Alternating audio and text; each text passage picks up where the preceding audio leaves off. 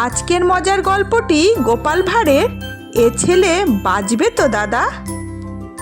গোপালের দূর সম্পর্কীয় এক ভগ্নী ছিল।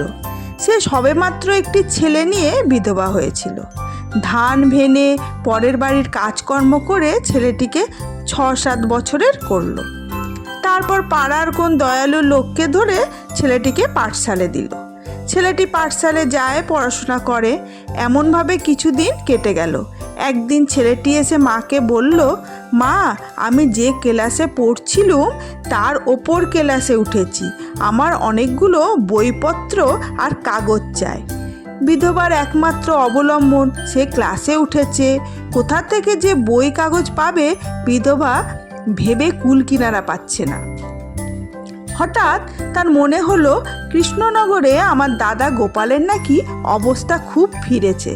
যাই হোক, আমি তো তার বোন বটে, আমি যদি খোকাকে সঙ্গে করে নিয়ে যাই তাহলে দাদাকে ধরে বইগুলো কিনে আনতে পারবো।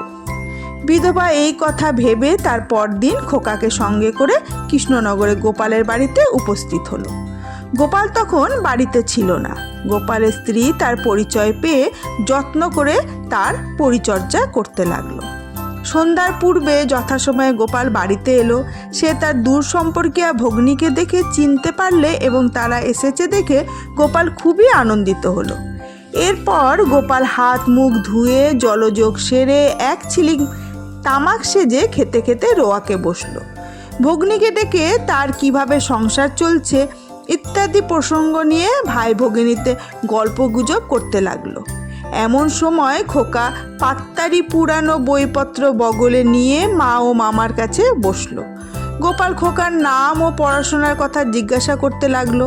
কিছুক্ষণ পরে খোকার মা গোপালকে বলল, দাদা, আমার খোকা ক্লাসে উঠেছে। আমার তো অবস্থার কথা সব জানো, সেই জন্য কখানা নতুন বই কিনতে হবে, তাই তোমার কাছে এসেছি। দেখো তো দাদা, খোকা আমার কেমন লেখাপড়া করেছে। আমি মেয়ে মানুষ, ওসব তো কিছু বুঝি না, আর দেখবার শুনবার লোকই বা আমার কোথা। গোপাল তার ভাগ্নেকে কোলের কাছে টেনে নিয়ে জিজ্ঞাসা করলো, বলো তো বাবা, কি বই পড়ো? খোকা, কেন? এই বোধোদয় আর ধারাপাত। গোপাল, বেশ খোকা, আচ্ছা বলো দেখি বাবা, 37 গণ্ডা কপন ক গণ্ডা? খোকা, 10 পণ 5 গণ্ডা।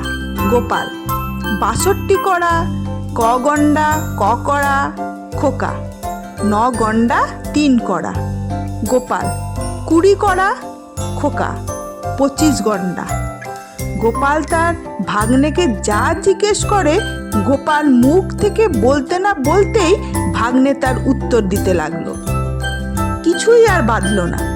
খোকার মা বসে বসে ছেলের বাহাদুরি দেখে মনে মনে ভগবানকে ডাকতে লাগলেন, ভগবান, আমার বাচ্চাকে বাঁচিয়ে রাখো, আর আমি তোমার কাছ থেকে কিছুই চাই না। শেষে বললে, দেখলে দাদা, আমার 7 রাজার ধন মানিক, এ ছেলে বাঁচবে তো? গোপাল বললে, হ্যাঁ, তোমার ছেলে যেমন বিদ্যা দিগ্গজ হয়েছে, আমার হাত বলেই বেঁচে গেল। অপর লোকের হাত হলে কি হতো বলতে পারি না।